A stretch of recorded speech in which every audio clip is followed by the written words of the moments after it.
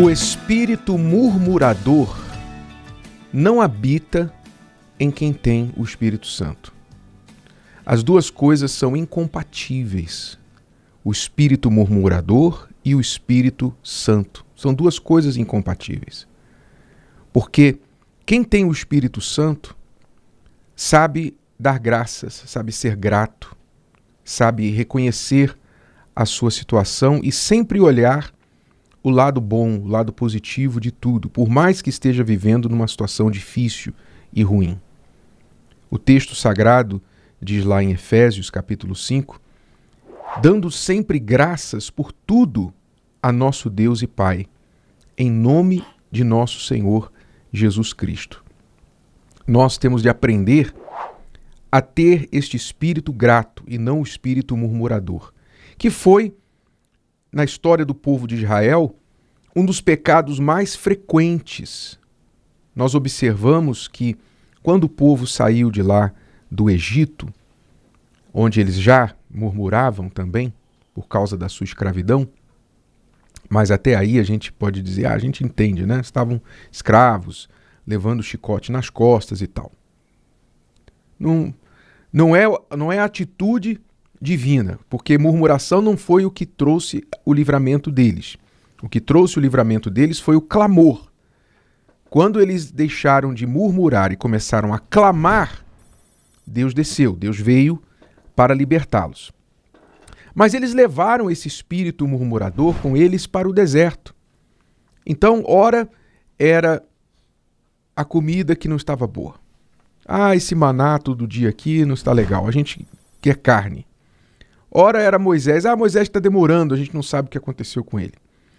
Ora era, Moisés acha que é o único que fala com Deus, Deus fala com a gente também. E aí sempre uma coisinha, sabe? Sempre um probleminha, sempre uma situaçãozinha para reclamar. Aquelas pessoas para quem nunca nada está bom. Você deve conhecer alguém assim. Então esse povo murmurava muito e constantemente expressava essa murmuração, essas reclamações contra Deus, o seu descontentamento contra Moisés e contra toda a situação em que estavam. Mas, naturalmente, esse povo morreu ali no deserto porque murmuraram. Esta murmuração foi a causa da sua derrota. E muita gente não entende que também é derrotada na vida porque tem um espírito murmurador. Sabe, nós estamos inseridos em um mundo longe de perfeito. O mundo não é perfeito. Desde que o mundo deu as costas para Deus, ele está sujeito às suas corrupções. A Bíblia diz que o nosso descanso não é aqui nesta terra, porque a terra está destruída pela corrupção. Nós estamos vivendo numa terra destruída pela corrupção. Há uma mistura de bom e de ruim na terra. E é isso que você tem que entender. Nós estamos inseridos nessa mistura. Veja, quando o Salvador do mundo, o Filho do Altíssimo, veio a esta terra, nasceu de uma mulher, nasceu de Maria, em quais circunstâncias ele nasceu? Quais eram as circunstâncias? Diz o texto sagrado, o Evangelho lá de Lucas, que na altura do nascimento do Senhor Jesus, havia um decreto para que todo mundo se alistasse na sua cidade de nascimento, na sua cidade de origem.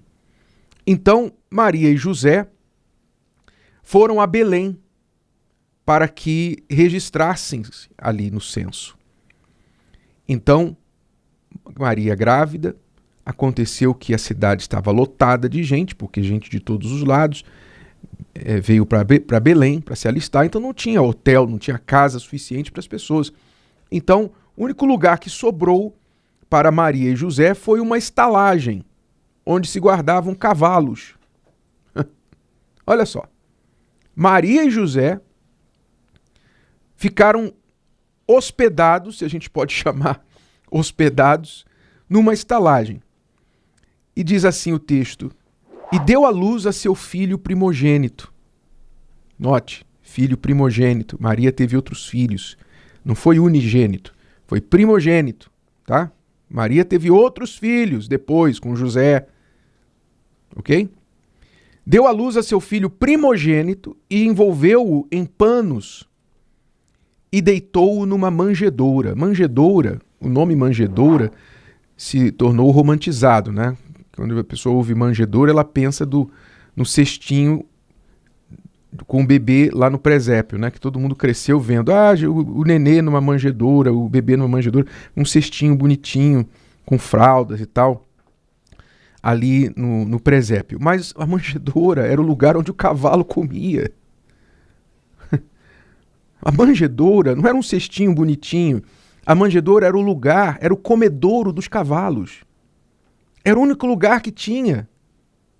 Olha as circunstâncias em que o Salvador do mundo nasceu.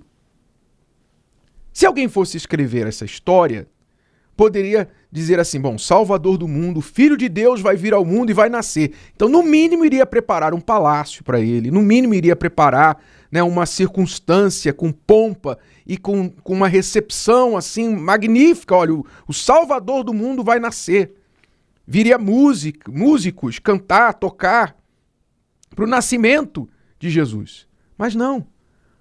Porque ele veio sujeito às circunstâncias deste mundo, então as circunstâncias naquela altura eram estas. Deu à luz a seu filho primogênito, envolveu-o em panos e deitou-o numa manjedoura, porque não havia lugar para eles na estalagem. Não havia lugar.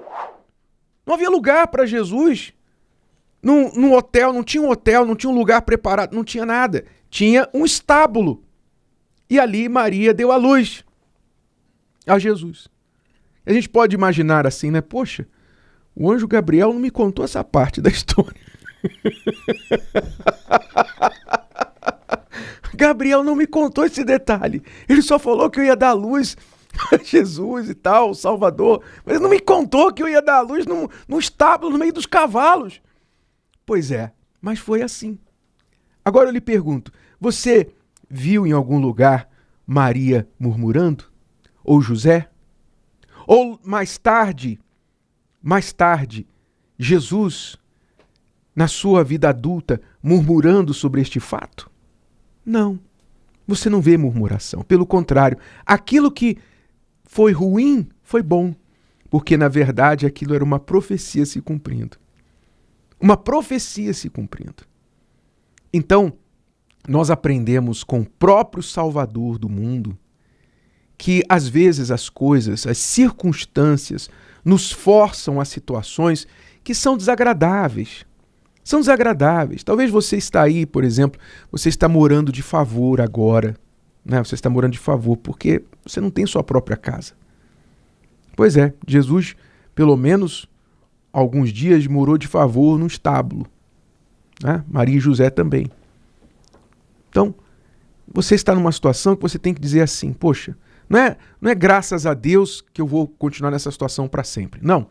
Graças a Deus que alguém me concedeu um lugar para eu ficar, deixa eu apreciar aqui, fazer o máximo aqui, dar o mínimo de problema, de estorvo na vida dessas pessoas e aproveitar essa situação humilhante para mudar a minha condição. Eu vou lutar para sair disso aqui e isso vai se tornar a minha história, o meu testemunho lá na frente.